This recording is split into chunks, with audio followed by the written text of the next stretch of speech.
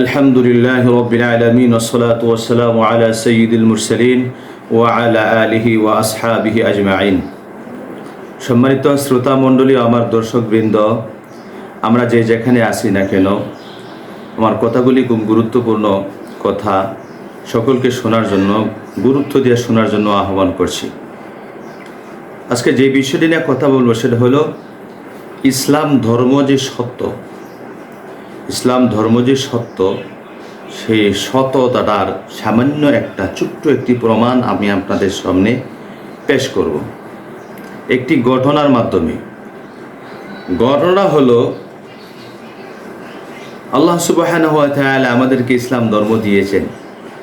ইসলাম ধর্ম ছাড়া অন্য কোনো ধর্ম আল্লাহর কাছে গ্রহণযোগ্য না। ওয়ামান ইয়াবতাগি গায়রাল ইসলামি দীনান ফালান ইউকবালা মিনহু। কেউ যদি ইসলাম ধর্ম ছাড়া অন্য কোনো ধর্ম তালাশ করে, সেটা কশ্চিনকালে গ্রহণযোগ্য হবে না। ইসলাম ধর্মই গ্রহণযোগ্য আল্লাহ তাআলার দরবারে।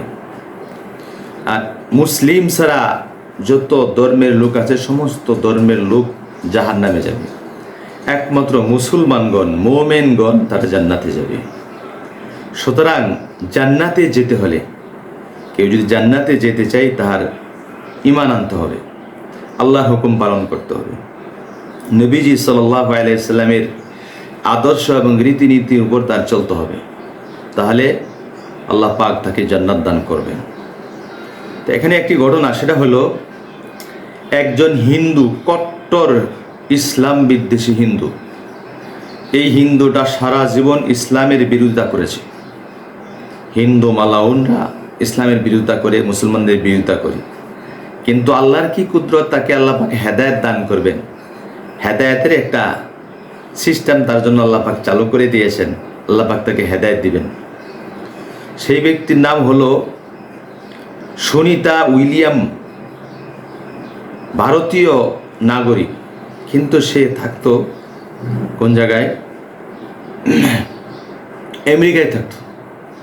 সে একজন গবেষক, বিজ্ঞানী, সুনিতা উইলিয়াম।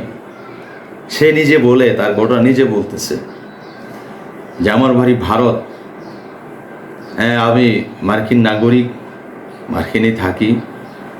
2006 সালে, 2006 সাল, তখন মহাকাশ গবেষণার জন্য যারা নভোযান নিয়ে মহাকাশে গিয়েছিলেন, তার মধ্যে আমিও ছিলাম। 2006 সালে যখন নাকি নভোযান নিয়ে উপরের দিকে উঠলাম নভোযান গবেষণার উদ্দেশ্যে, তখন 250 মাইল উপরের দিকে উঠছি। কত মাইল? 250 মাইল। সুবহানাল্লাহ। 250 মাইল উপর থেকে পৃথিবী কেমন দেখা যাবে? পৃথিবীটা অন্ধকার, কিছু দেখা যাবে না। যা আছে সব সাদা অথবা কালো অথবা অন্যরকম একটা কালার দেখা যাবে। পৃথিবীতে কিছুই দেখা যাবে না। যদি দেখা যায়, একটা রং দেখা যাবে। সুতরাং 250 মাইল উপর দিকে ওঠার পরে দেখি পৃথিবীর দুইটি জায়গা থেকে আলো আসতেছে। দুটি জায়গা থেকে উজ্জ্বল আলো চমকাইতেছে, আলো আসতেছে, আলোটা উপরের দিকে উঠতেছে। পুরা পৃথিবী অন্ধকার। এই আলো কোথায় থেকে আসতেছে, এই নিয়ে আমাদের ভিতরে কৌতূহল জাগলো যে আলোর উৎস স্থান কোথায়, কোথায় আলো আসতেছে, কোথায় থেকে আলো আসতেছে। তখন সে এই উইলিয়াম, হিন্দু সুনিতা উইলিয়াম, তিনি বলেন আমরা টেলিস্কোপের সাহায্যে আলো দুটি অনুসন্ধান করার জন্যে বের হয়ে গেলাম। তখন অভিযান নিয়ে নিচের দিকে আসতে লাগলাম আর আলোর স্থান বের করতে লাগলাম, কোথায় থেকে আলো আসে। খুঁজতে খুঁজতে আমরা আলোর কাছাকাছি চলে আসলাম। দেখলাম এমন একটি জায়গা থেকে আলো আসতেছে। সেই জায়গাটার নাম হলো সৌদি আরব। সেই জায়গার দুই মূল নাম হলো সৌদি আরবের মক্কা এবং মদিনা। মক্কা এবং মদিনা থেকে আলো উপরের দিকে উঠতেছে। সুবহানাল্লাহ, আল্লাহর কি কুদরত। এই আলো কিসের আলো? এই আলো হচ্ছে ইসলামের আলো, এই আলো হচ্ছে হেদায়েতের আলো। এই আলো উপরের দিকে উঠতেছে। সুবহানাল্লাহ। তখন এই দ্বারা প্রমাণ হয়ে গেল পৃথিবীতে কোথাও আলো নাই, এই আলো আসতেছে কেন? কিসের আলো? এটা হেদায়েতের আলো, এটা ইসলামের আলো। নবীজি সাল্লাল্লাহু আলাইহি ওয়াসাল্লাম যে দীর্ঘ 23 বছর পর্যন্ত মেহনত মুজাহাদা শ্রম সাধনা করেছেন, সেই মেহনত মুজাহাদা শ্রম সাধনার ফল এই আলো, এই আলো।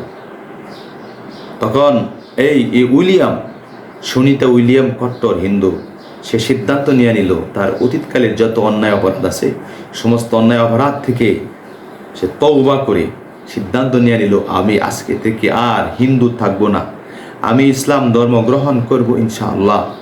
সে এখান থেকে আসার পরে সোজা চলে গেলেন কোথায়? জেদ্দা, সৌদি আরব জেদ্দায় চলে গেলেন। হিলটন হোটেলে এসে সে প্রকাশ্যে সাংবাদিকের সামনে ইসলাম ধর্ম গ্রহণ করে ফেলল। লা ইলাহা ইল্লাল্লাহু মুহাম্মাদুর রাসূলুল্লাহ সাল্লাল্লাহু আলাইহি ওয়াসাল্লাম, ইসলাম ধর্ম সত্য ধর্ম, ইসলাম ধর্ম ছাড়া অন্য কোনো ধর্ম গ্রহণযোগ্য নয় আল্লাহর দরবারে। সুতরাং মৃত্যুর পরে কেউ যদি শান্তি পাইতে চায়, মৃত্যুর পরে কেউ যদি আল্লাহর আযাব থেকে বাঁচতে চায়, মৃত্যুর পরে যদি পিঠ বাঁচাইতে চায়, আল্লাহর আযাব আর গজব আর গুসা থেকে বাঁচতে চায়, তাহলে অবশ্যই তার ইসলাম ধর্মের ছায়াতলে আসতে হবে, না হয় উপায় নাই, উপায় নাই। সুবহানাল্লাহ, সুবহানাল্লাহ। এই জন্যই অন্য ধর্মের সকল ভাই বন্ধু বান্ধবদেরকে আমি আহ্বান করব, আপনারা ইসলামের ছায়াতলে আসুন। যদি শান্তিতে থাকতে চান, শান্তিতে থাকতে চাইতে হলে, শান্তি থাকতে হলে অবশ্যই ইসলামের ছায়াতলে আসতে হবে, আর না হলে কঠিন শাস্তি হবে, আল্লাহর দরবারে কঠিন শাস্তি হবে। ওই শাস্তি থেকে বাঁচার কোনো কায়দা নেই, কোনো সিস্টেম নেই। আল্লাহ পাক আমাদের সকলকেই সত্যিকার অর্থে মুসলিম হওয়ার তৌফিক দান করুন। ওয়া আখিরু দাওয়ানা আনিল হামদুলিল্লাহি রাব্বিল আলামিন।